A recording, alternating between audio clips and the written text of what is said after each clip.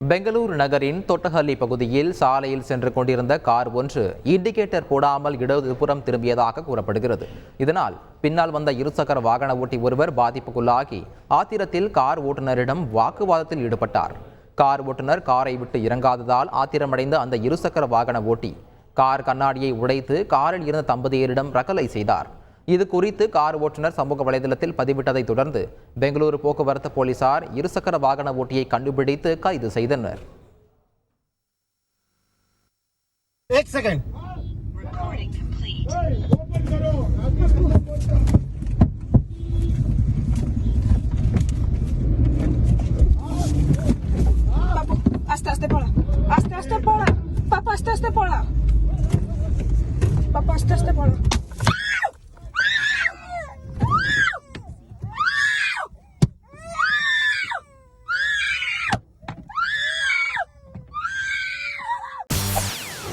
செய்திகளை உடனுக்குடன் தெரிந்து கொள்ள உடனே சப்ஸ்கிரைப் பண்ணுங்க.